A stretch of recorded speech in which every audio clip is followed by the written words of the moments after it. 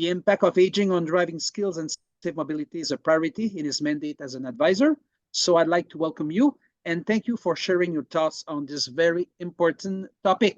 Over to you, Mr. Bel Fakir. Thank you very much, sir. Hi, everybody. I'm really happy to be here with you, and especially because it gives me the chance to practice my English once again. Because it's not easy in different regions in Montreal. So it's always a pleasure to speak English and to meet people from all over the place. So happy to be here with you.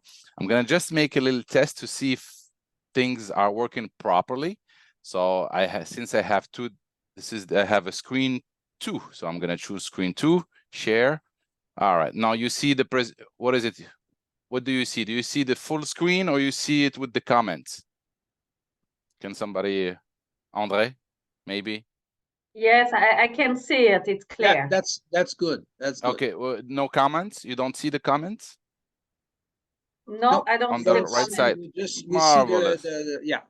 Just held in the driver's seat. Very well. Good. So it's an important presentation. Why? Because as you know, our population is aging. In 2030, we say we'll be a little bit more than 1.5 million over 65 years old. So we're going to have to deal with that. We're going to have to make sure that our people are safe. They take their medication, are safe. They know, they still remember where to go, from where to go, what to do. If they're still safe while driving. They understand the technology. There's a lot of things that are required to be able to drive. As you know, driving is not an easy task. We all know that. It's a difficult one. Okay, you to be able to drive, you need a diploma. Do you guys know what is that diploma? Can anybody answer me and tell me what is the diploma you get before you go drive? And it's a stressful one. Come on, Paul. Come on, Tino. Go ahead, answer. Open your I have someone said license. License. Exactly. Bravo. So you need a diploma to be able to drive. So you need to know the rules before going on the road. If you don't know the rules, if you don't know how it works, if you don't know the techniques, the proper ones, if you're not aware of the whatever danger is out there, you might be a danger for yourself and for others. So we try to make sure that everybody's knows all those things before going on the road. So that's why you have your driver's license. And after that, you need to keep to stay aware, to stay informed of anything that changes on the road. So whatever rules we change. So I'm gonna start. Let's go. Hopefully you're gonna see the same thing as me. Marvelous. Okay, so this is the presentation outline. So we'll be talking about aging, health, and driving. Also, the second one will be talking about assessing the ability to drive, driving, and road safety, because if you can't drive without being safe on the road, and vice versa. Okay, you'll have to share the road. So the road doesn't belong to you alone; belongs to everybody. Okay. If you're a president, you want your own road, go ahead. You can make your own road. But since we live together, we need to share that road. And we have, at the end, the preventive measures in case somebody can't drive anymore or want to be safe on the road, what we do. So we'll give you all those details. So aging, health, and driving. Okay. Is there an age as of which a person can no longer drive, you think? Can anybody answer that question? You go ahead. You can open your microphone and answer the question. No? No? Since we're not in Russia, we're good. Huh? There's no limit, okay? If you're still in shape, if you're still healthy, if everything's good, your health, your mental health and your physical health are good, you can keep on going as long as you live, okay, which is marvelous. I've met people 100 years old still driving. I've met one, a man, he was 95 years old. His kid was beginning 70, around 70 something. And he was more alert than his son, okay? He was the one driving. He's like, I'll never let my son drive me. I'll be driving. And he's good. He was really, he wasn't sleeping while I was giving the presentations. Just to tell you that his son was sleeping, okay? So as long as you have your health, you're good to go. Another question, which parts of your body are used when you drive? Normand? There's an amazing part that you're using right now, watching me.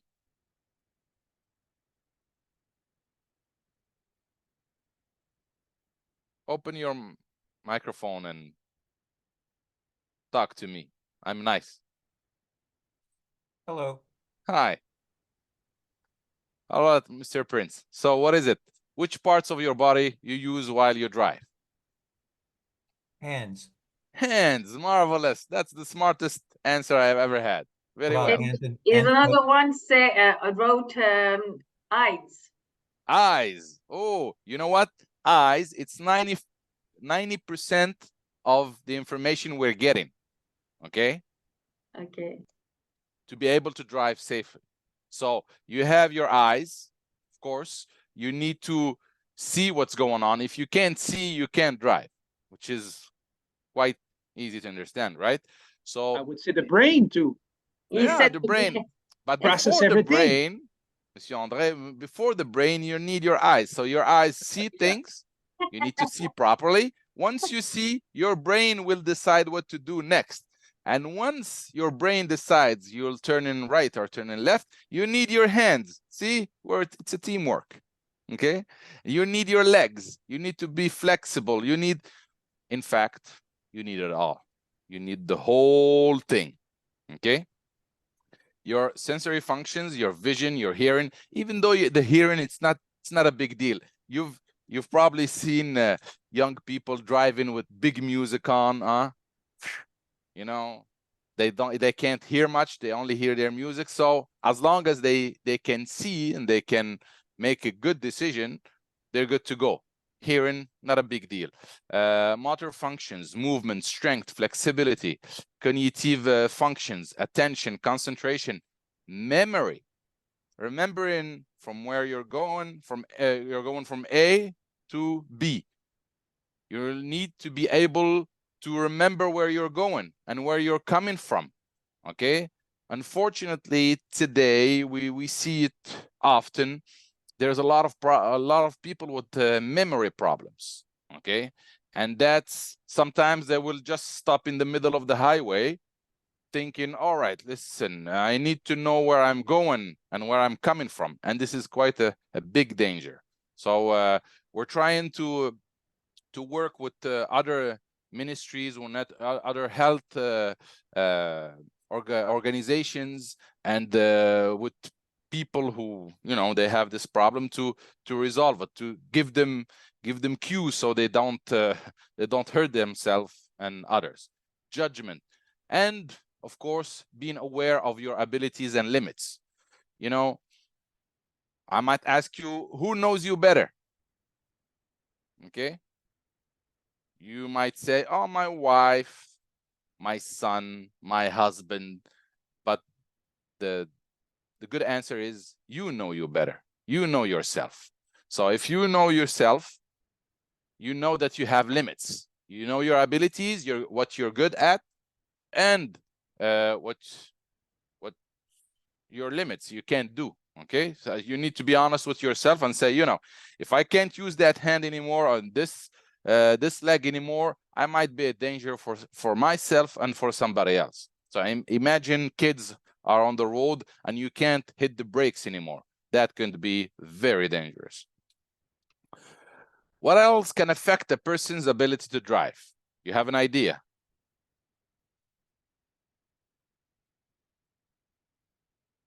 Norman is getting ready to answer. Yeah. Yeah, what else?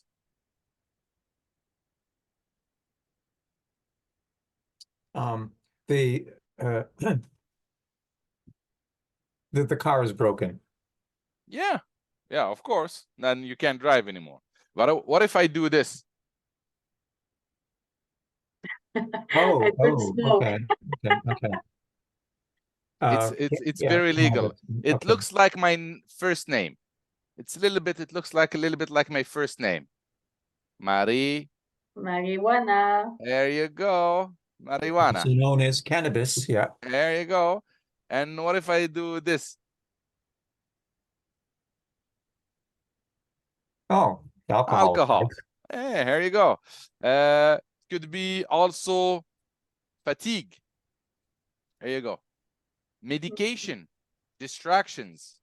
As you know, the first thing that kills people today on our roads are distractions, which is your phone. You know, once you get a message while you drive, you go see your phone, might be too late. Okay, it takes you about 4 to 6 seconds to read that message. I'm not saying answering your message. Okay, I'm just saying reading it. And reading it takes between 4 to 6 seconds. In 4 to 6 seconds while you drive 90 kilometers per hour, oof, you crossed a football field. Your eyes closed. So there's no chance you survive that. Unfortunately, a lot of people do that. And they do it every day. And then there's accidents on the road. There's a lot of traffic and people are getting angry and they don't understand why. Probably because their car is broken, Norman, but could be also because they were watching something on their phones. Could be also because they were tired and they fell asleep. Could be because of their medication. Because I'll give you an example of a medication. I have allergies, seasonal allergies. Okay, and one pill that works for me. So the whole thing in the pharmacy doesn't work. Only Benadryl works for me. But Benadryl, it's with somnolence, so it makes you sleep. Okay, and taking one for me, it's not enough. It's so powerful, it's not enough. So I need to take 2 sometimes. As soon as I take those pills, I'm going to sleep right away. There's no chance I'll be driving with this in my body. Okay, so a lot of people don't understand that. So if you take medication, you need to ask your pharmacist. You need to ask him, can you tell me a little bit more about this medication? Does it make me sleep? You know, you need to dig a little bit more. Okay, negative emotions. You know, you got bad news. You go to somewhere else, the doctor tells you bad news, and then you take the car. No, not a good idea, okay? Assessing the ability to drive. So now we've changed the rules, but before it was when you turn before you turn 75 years old, we'll send you a paper telling you need to fill this by your eyes doctor and your health doctor. And then send it back to us. Now it's random, and if somebody has already health problems, then we will ask him. Okay, but it's mandatory now at 80 years old. Starts at 80 years old, and every 2 years after that. Why we've changed the rules? Because our elderly now are more healthy. Okay, they are more active. You know, all those those publicities and TV shows about health, about walking, eating properly, knowing what you're taking as a medication. You know, that helped a lot. So we have more healthy elderly people, and it helps. So now we know where there's more problems with elderly people. We're gonna focus on that. We know where they live, the areas where they live. We're gonna send them randomly, but it starts from 80 years old, and every 2 years after that. and we just ask you a medical assessment and the vision test. And after that, if you have a problem, a real health problem, then we'll ask you to go for a road test if needed. If not, and you agree with our decision, you can stop driving if you have a really bad health problem. And if you think you can still drive, you can do your test. You can keep, there's 3 choices. You can keep your license as it is, no modifications, nothing added, nothing. Or you can keep your license with added conditions. Like Normand, I believe you have a condition A condition on your driver's license because you wear glasses. Same thing with me. So no big deal. You only need to drive and have your glasses, you know, so you can see properly. And there's a lot of people, you know, the old generation, like my uncle, he had a taxi license, even though he never drove a taxi. He had a license for the truck, even though he never drove a truck, for a motorcycle. So we're going to remove all those and keep you class 5, which is driving a car. That easy. Nothing, no big deal with that. And if something happens, you know, you have a health problem, you need to let know la SAAQ that you have a health problem now. Okay, you have 30 days to let us know. Remember that we're an insurance. It's a public insurance, but still an insurance. So we need to know what's going on with your health, so we can help you and make sure you're gonna stay healthy, so you can drive. And we are pushing people. We are doing all this so that we can keep you active. You can keep on driving. Why? Do you know the reason why we want our population to keep on driving? To stay, you know, to keep their driver's license? Do you have any idea? Can anybody answer me? Is there a reason why we want you to keep your car? Of course, we want you to keep spending a little bit, but there's a main reason. I don't know. No? Why, I mean, why the government wants us to? Yeah, to Well, keep on that's it. driving. To keep your driver's license, to stay, you know. The fee? Maybe, yeah. That's part of it. But we want you to stay autonomous, you know. We want you to stay independent. Okay. The problem we have in North America, it's not like Europe. Europe, they have trains, buses everywhere. You can travel without you not waiting that much for your bus. Okay, it's easy because it's small. Here it's big. You know, if you live in the region, let's say in Outaouais, outside of Gatineau, you need your car. If you're far from the hospital, you need a car. If you're far from services, you need your car. So it's really difficult to bring people to the city so they can get the services. So by keeping their driver's license, that makes them more independent. Okay, so that's why. So we're gonna try to push more so that the person stays active. That easy. Who can inform the SAAQ of a problem with the person's ability to drive? The driver himself, I believe, right? Okay, who else? If there's a problem, we notice you have a problem. You drive like a zigzag, like this. You drive and you hit somebody. Who can tell us? I think it could be anybody that knows the driver. Bravo. Exactly, Norma. Exactly. So it could be the driver himself, could be family members, could be a healthcare professional, police officer, a citizen. It happened to me often. I've seen a lady, she went to Ronan, I was there, and she came, all her left side was scratched, damaged, and then from all the space you have available in the parking lot, she decided to to park next to a pole. Okay. I'm like, okay. She decided to park there, and then she scratched the right side, the whole right side, scratched the whole thing.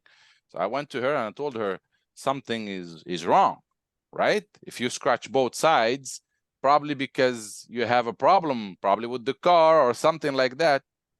Like, yeah, sometimes I'm in good shape to drive, and sometimes I'm not. You know, she opened her heart and she told me everything. I'm like, yeah, so you need to let, you know, to let us know. You need to like, yeah, but then I'm gonna lose my driver's license. I'm like, doesn't mean, probably you just need an ergothérapeute to help you fix things, and then you can go back driving. And finally, we followed up with her, and that's exactly what happened. She just needed some assistance to get back on the road. That's it. And she was safe after that. They watched her, she was safe. Okay, so that's about it. Driving on road safety.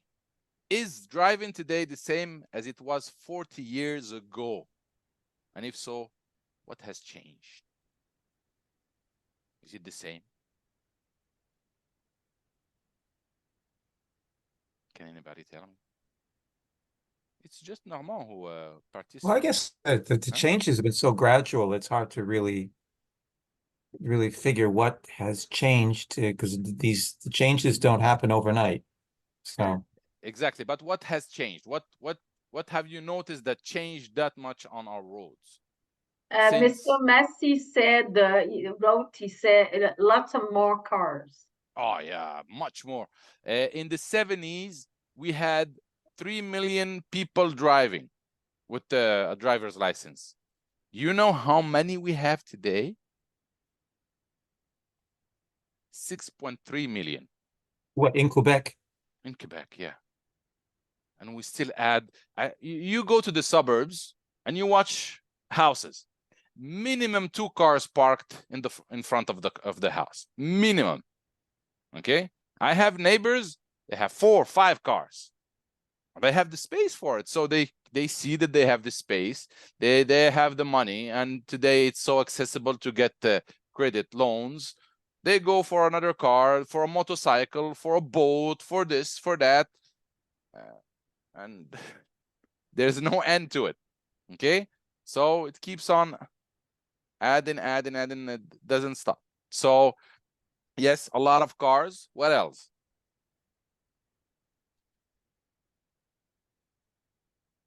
The roads, have they changed?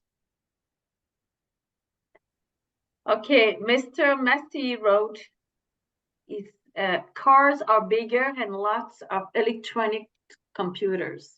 Yeah, absolutely. Cars are much bigger. Now you have a lot of SUVs. You know Mhm. what is the brand, the car brand or SUV brand that is most sold here in Canada? Is it the Nissan Rogue? No, No? Okay. no. Yeah, but it is one of the best sellers, yes, but the best seller, and it's quite big. It's the American dream.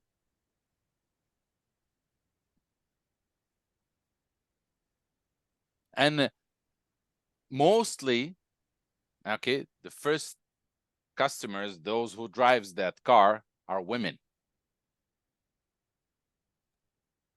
You won't believe it. A big car driven by women. Yeah. Mostly by women. Yeah. Before, it used to be the Honda Civic, the one that it was sold, the bestseller. But today, it's the F-150.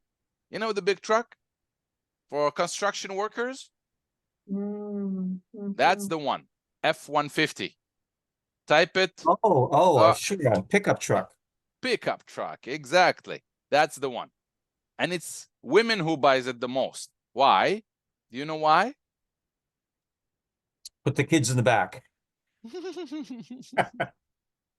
You know, today they only have 1 or 2 kids, eh? Not like the old days, eh? No, because it's big and they feel safe. That's about it. But to fill that truck, it's quite expensive, eh? So the roads, type of vehicles, technologies, like Mr. Massey said, highway safety code, we've changed it a lot. Okay, the last time we've changed it, but we change it almost every 2 years. We're gonna add something, you know, but in 2017 we've changed a lot. Diversity in road users. So you can see today there's cars, motorcycles, AMM. There's a lot of triporteur, quadriporteur, you know, for disabled people. You have electric bikes, and now electric bikes, they can hit 100 kilometers per hour. Huh? Just to let you know, if they change things, it can go very fast. Scooters, a lot of big trucks and different trucks, type of trucks. If I've seen a cube one last time, an electric one, it looks like the Tesla one, you know, it's all high technology. It's like a cube, and almost to drive by itself. The driver, it's like he's not touching almost anything, you know, he's there just for fun. Okay, so things have changed a lot. Okay, and the technology, of course, you have good technology, but sometimes could be a bad technology. So, for example, your blind spot technology, you know, sometimes the sensors can work, sometimes they can't. So you need to keep on looking at your blind spot by yourself. You need to have that reflex, okay? Not counting on the technology, okay? The sensors in the front that tells you, oh, you're approaching the car in front of you. Sometimes they can work, but sometimes when it's bad weather, just don't work. Sometimes you have no idea why it's not working. Everything is good, but it's not working. So you need to yes, there's technology that helps, but could be a problem too. So trust yourself, trust you, not the technology. Okay, of course it helps, of course it's nice. You've seen now all those electric cars, you know, the big screen in the middle, it's clean, it's beautiful, and it tells you everything, and it does almost everything. You know, it keeps the distance between you and the car in the front, and it's marvelous. But sometimes when it's not working, could be a real danger. So you need to be careful. Okay. Ooh. Okay. Here, unprotected left turns. So mainly with our elderly friends, it's the unprotected left turn that is a problem. Okay. So what we want to say is that when you want to turn left and your green light, there's no it's not flashing, you know, the big green light flashing, giving you the priority to turn left, or the arrow that it gives you the priority to turn left. Okay, if it's simple green light, okay, you need, if you're turning left, you are the green car, you need to stay behind the white lane. If you can't and you want to advance a bit, you can, not a big deal. You just need to make sure that everybody coming from the other side crosses first. Okay, if it's a car, if it's a truck, motorcycle, bikes, pedestrians, wherever, needs to cross first, and then you can turn left. Okay, you can't say, okay, it's green, I'm going, I have the priority. No, they have the priority. You wait until everyone crosses to the other side, and then you can go and turn left. And when you turn left, you need to turn on the first lane, which is the left one. As you can see with the arrow, you can see it, the red one. You need to turn there. Most people, what they do, they turn and they take a big, you know, turn, and they go to the other one. But the other one is for the one that wants to turn from the right side, from the other side. Okay, so you need to leave that space for that person. Your space is the left one right there. Good? Understood? I don't think that look at the chart here, and you got the green card. It wants to turn left. Now imagine there's a car coming from what would be on the chart the top, and he also wants to go down the same road. I really don't think any light would be giving both the green car and another car coming from, let's call it the north, who wants to turn west, I don't think they Turn would right, be turn allowed left. to turn at the same time. I do understand you say that, the one lane is for the green car, the other lane is for the car that's coming from the north. Yeah. But I don't think that would happen. Yeah, it happens a lot. That's why we have a lot of accidents. It really does. It really Oh, yeah. does. There's, Yeah. the green car has a protected left turn. It's not And- protected, this one. It's unprotected left Oh, turn. all right. That's why we say that. All right. Yeah. When it's protected, you can go ahead because it flashes and you have the arrow. But in this case, it's unprotected. It's a regular red light, Okay. red light and green light, regular one. So All when right. it's a regular one, you need to wait. Everybody crosses, and the other one turns right, and then you go ahead and you turn left. I see. I see. Yeah. All right. And you pay attention to pedestrians and cyclists because since, yeah, they are vulnerable, of course, they have no protection. But sometimes, they walk and they look in like at their phones. They, they just don't look. They don't make eye contact with you. So you just be careful not to hit a pedestrian or a cyclist. Yield the right of way. You know that the triangle. You know it. Okay. So in here, which one will let the other go first? Can you tell me? Well, look, the blue car has to let the red car go first, of course. Absolutely. Bravo. That's the problem is most people don't understand that. So I'm gonna just get my chair. Yeah, most people don't understand that. Okay. So the problem is, okay, I changed the camera. People think, okay, the other one is coming. We're gonna let him go first. No, there's rules. You need to respect the rules. Okay. I'll bring this down a bit. Very well. Okay. So you need to follow the rules because a lot of here, especially here in Quebec, it's not. If you go to Ontario, most people understand it. It's good. Like the pedestrian cross. It's people in the rest of Canada, they understand it more than in Quebec. Here, what they do is, like, let's say you're the red car, and they see a car coming from the right side, they're gonna stop and let him go first. No, never do that because an accident can happen. Okay, so you just need to stop. The blue one needs to stop, like you said, Norman. The blue one needs to stop and let the red one go first, because the yield sign is for you, for the blue one. Okay, you need to adjust your speed. Let's say you're speeding at 50 kilometers per hour. You need to bring it down a little bit. Wait, and if you have to stop, then you stop, because if there's a lot of traffic coming from the red path, so you need to stop, okay, and let the other vehicles pass. That easy. Okay. Another one that it's not very,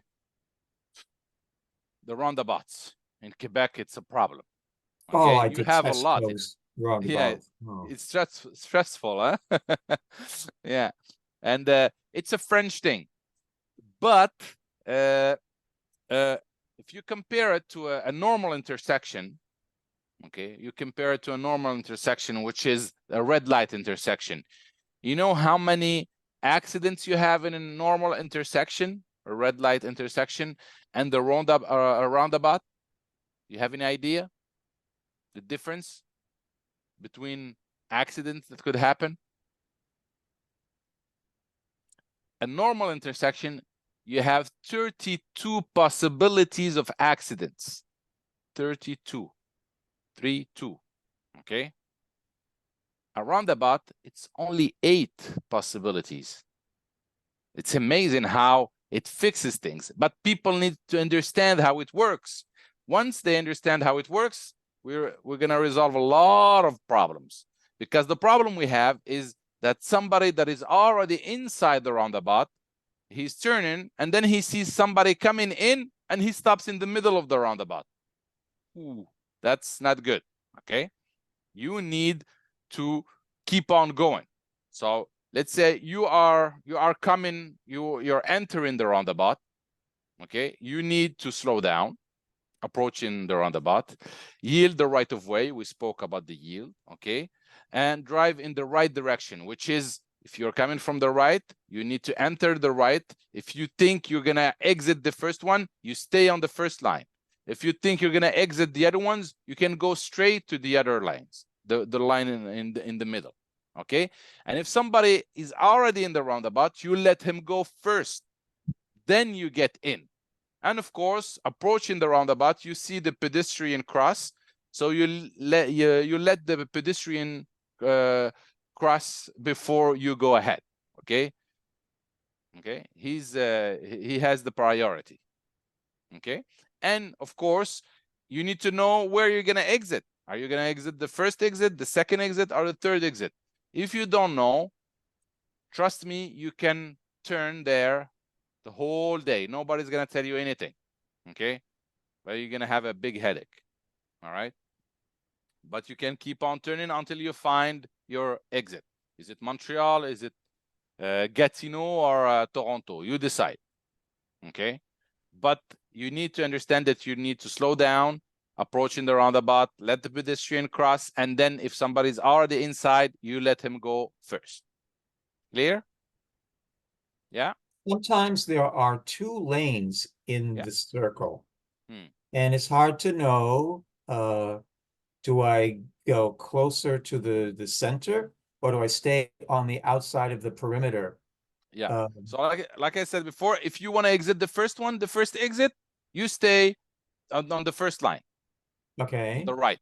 If you want to go to the second one or the third one, you can go straight to the line in the middle. Okay, and then keep on turning, and then you put your signal to exit right. Okay. Of course, you And need to use your if the car is flashers. coming, I'm supposing I want to get off at the third exit, just like Yeah. this car here. Okay, so I enter the rotary, and I get closer to the center because I'm only going to take the third exit. Yeah. And as I'm approaching there on the left, as I'm approaching the exit that I want, I see a car. I'm in the center, close to the middle, and I Yeah. see a car coming up on my left.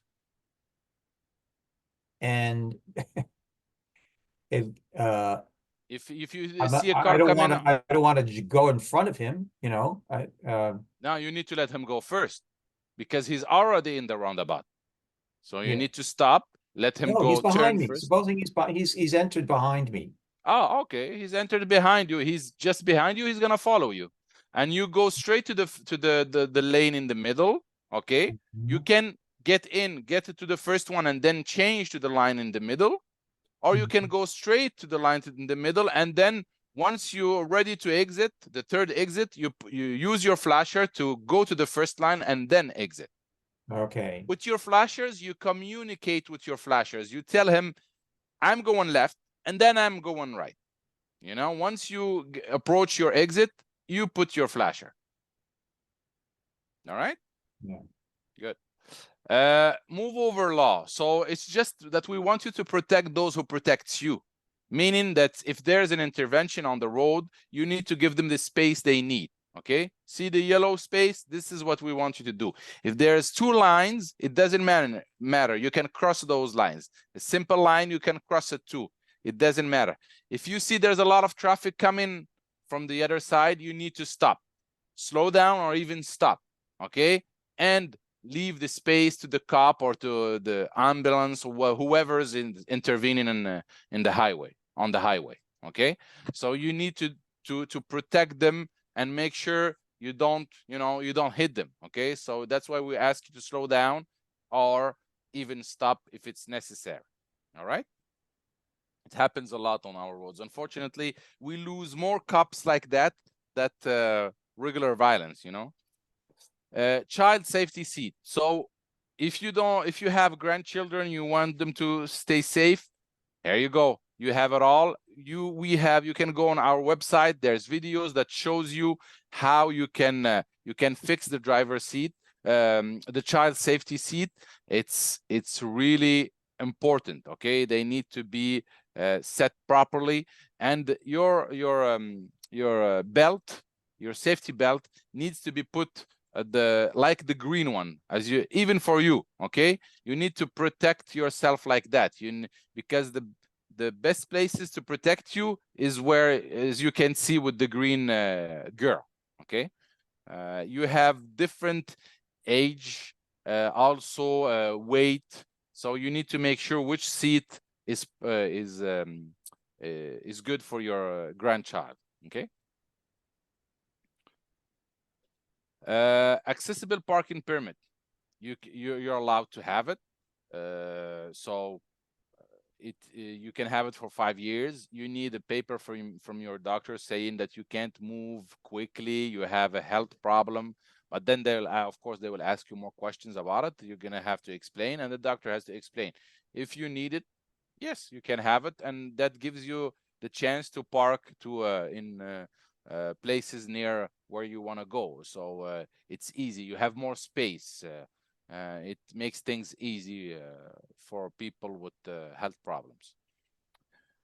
Sharing the road, as you know, now, especially when it becomes nice outside, like yesterday, a lot of pedestrians, not like today, but like yesterday, a lot of pedestrians and a lot of cyclists on our roads. So we need to share the road with them, okay? And we need to protect them, okay? They have no protection, you know, they have nothing on them.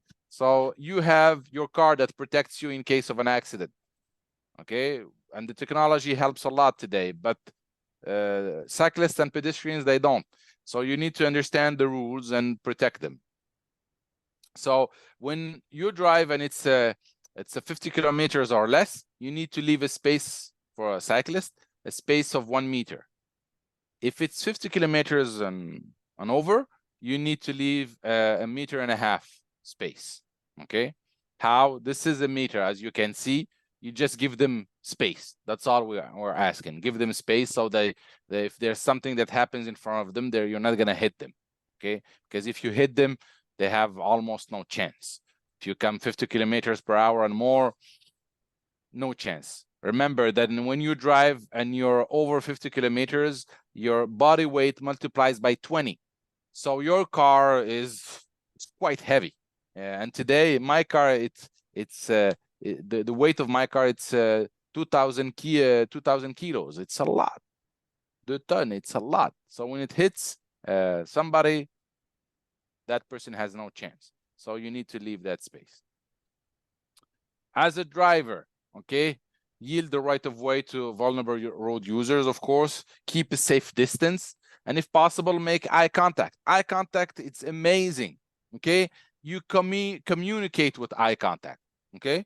You tell the other person you can go ahead or not. Not a good idea. Stay where you are. You see things, and then you can decide. Your brain can decide. You can make a good decision after that, so you don't hit somebody or you don't hit yourself, okay? It's very, very important. Blind spots. As you know, while we drive, like I told you about the technology, of course it comes and it helps, but the technology, it's not the solution to everything. So as you can see, a truck or a bus, they have huge blind spots. See the red all over the truck? This is the blind spot that the truck driver can't see. So imagine you're there, he can't see you, and if he can't see you, he might crush you. So you stay away from a truck, and if you're near, you need to be aware of this and make eye contact with the driver. How you see the driver? If you can see him through the how do you call it, the pare-brise, front, the mirrors also. The mirrors. Yeah, so if you see his face, meaning he sees you. If you don't see his face, he don't see you, and he might crush you. And the problem is, a lot of bikes, you know, they get next to trucks or buses, and they hold, you know, they keep their balance like that, or they think they are faster than a truck or a bus. It's not the case. You're not faster. He has an engine, you don't. Your engine is your legs, okay? So you can't be faster, okay? They try to do it here in Montreal, downtown Montreal, and we always lose 2, 3, 4 people every year, unfortunately. And more pedestrians, because the pedestrians, they go straight where it's he can't see. Okay, now we are trying to add more technology to help them, our cameras, but it's not helpful. It's not the best. Here, can anybody tell me where is the pedestrian? Is there a pedestrian somewhere? Well, I see his foot. His foot. Yeah, Bravo. it's Is here. it only one foot?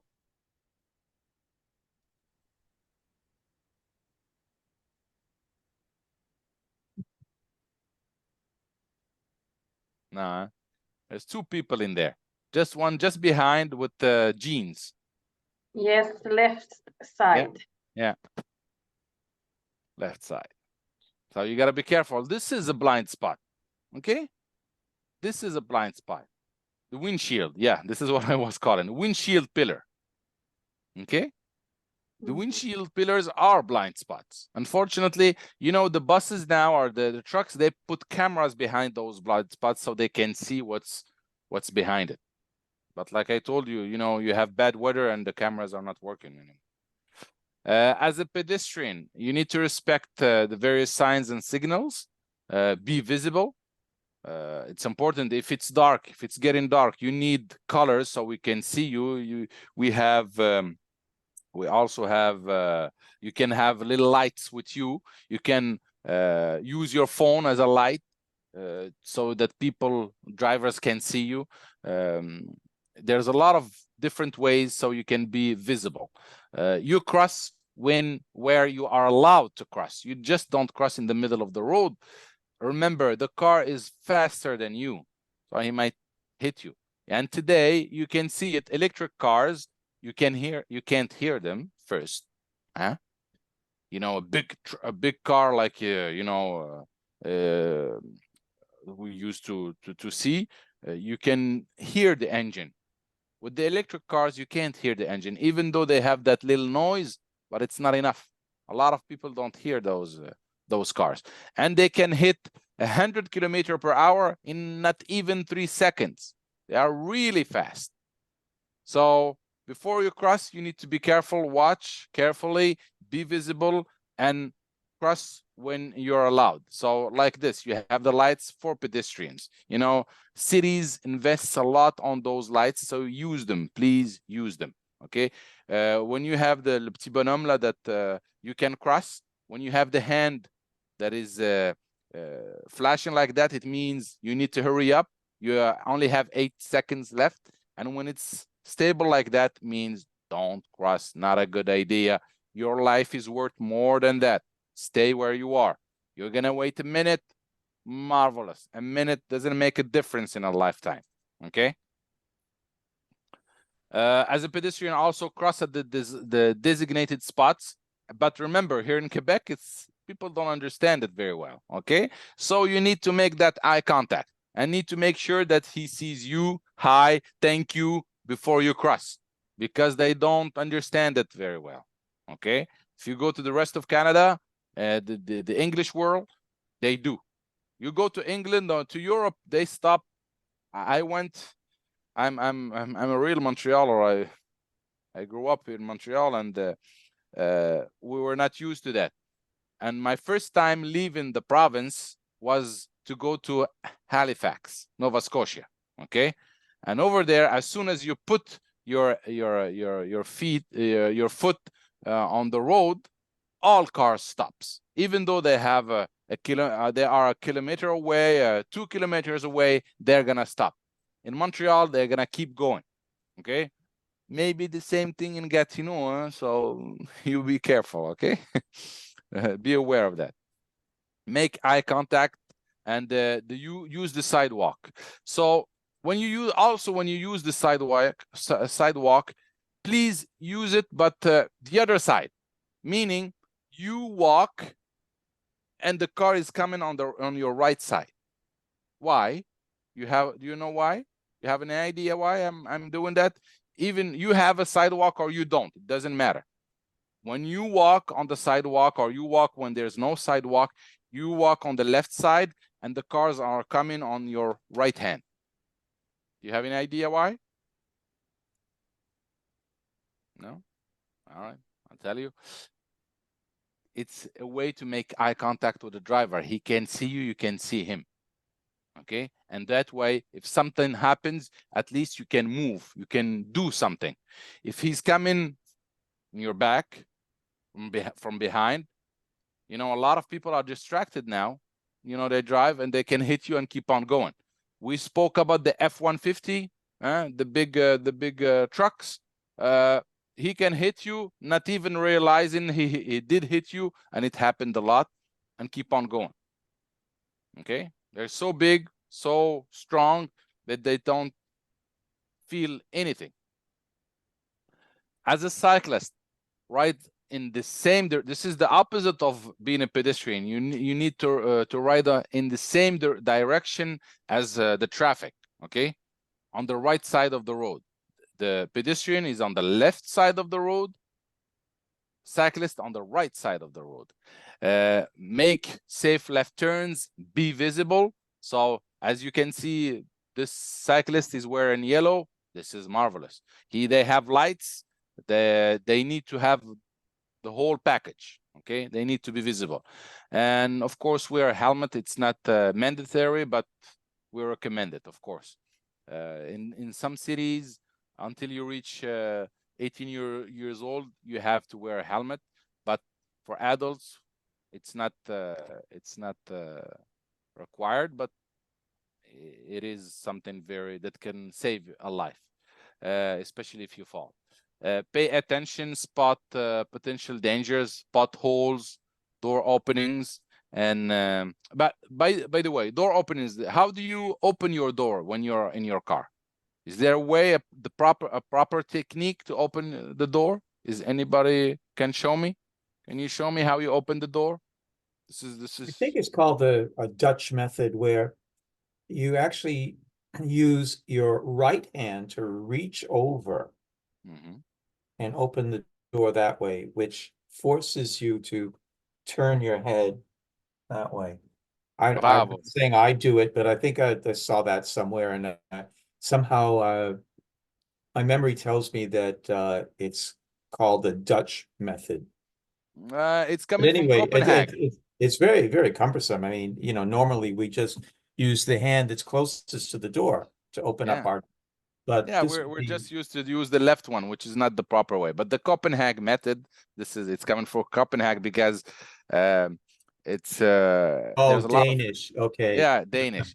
It's a lot of bikes in there, you know, and to be safe, so one of them invented that, but it's smart because you use, like you said, you use your right hand. It forces you to see the blind spot, and you push the car with your left one. So you see the blind spot. That way, you're not going to send the cyclist to the hospital. You're going to keep him safe. Okay? Because once he hits your door, he has no chance, especially if he comes 30 kilometers per hour and more, gone straight to the hospital. You can take him yourself in this case. Don't wait for the ambulance. Okay, so this is the proper way to open the door. Bravo, Norman. That's very good. Preventive measures. So change your driving habits. Okay, that's simple. Plan your outings on long trips. Okay, that easy. You need to plan. Okay, some people just exit and then, okay, what am I going to do? No, decide first. Plan multiple breaks. You need, if you drive an hour or two, you need to stop, walk a bit, take a coffee, stay alert. Make sure that there's some blood going down your legs. Avoid driving at night. Me, myself, I don't like driving when it's dark. Okay, because we miss a lot of information. So during the day, we see like this, 180 degrees. At night, we see like this, like a horse or worse. Okay, choose a vehicle that makes driving easier. So a lot of people, they are in a car just because they have a car, but they don't have a good visibility, so they're not comfortable in the car, they don't like the car, they have a lot of obstacles. So you need to make sure that you're comfortable in your car and you have a good visibility around you. Okay.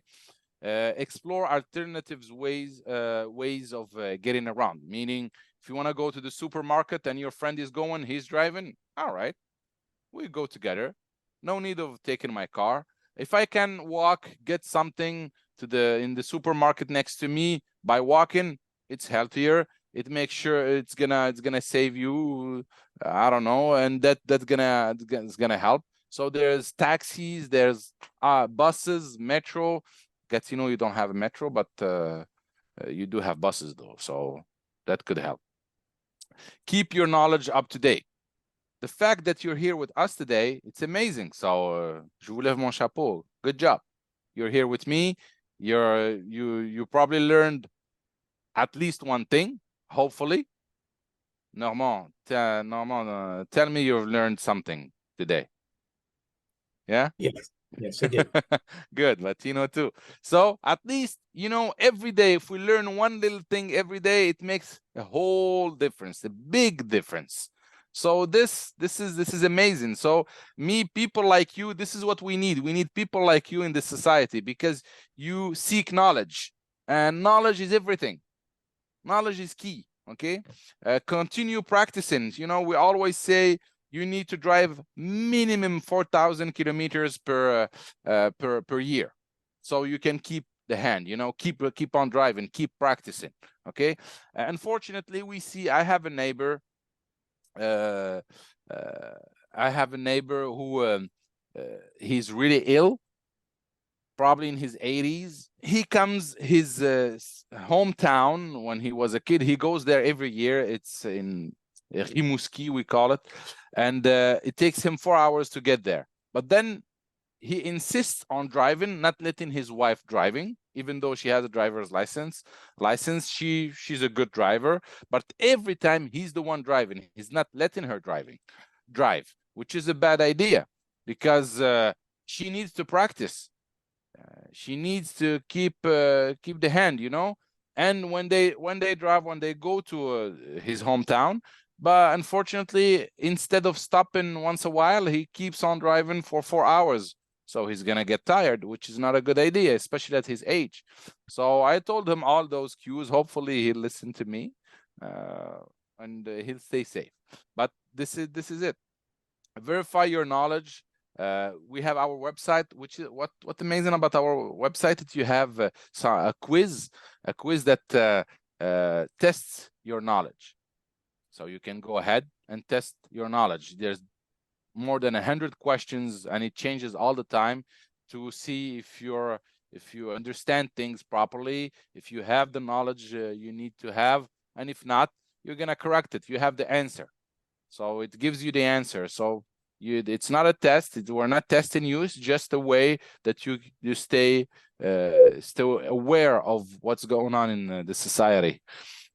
Road safety is for all ages. This is two different things. You can go on our website. There's a presentation like this one that can help. You can keep this presentation, but we have it. We have it as a pamphlet on our website, both of them. Road safety is for all ages, and health in the driver's seat. So this is the presentation, health in the driver's seat. You can have it on our website. It's available. Ask the right questions. Ask yourself the right questions. Am I still a good driver? We all think we're good drivers, but other people can observe us.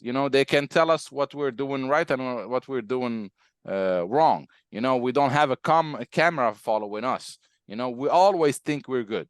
We always think we're perfect, but we're not. So we need to ask questions on, have you noticed something about my driving? Have you noticed something, the way I walk? I don't know, the way I talk, the way, and your family or your friends, they can be a good help. And consult your physician if there's something you realize something and something goes wrong. you just always consult your doctor, and they can there's a million ways to help people. There's a lot of help around there. You just need to go and get it. That easy.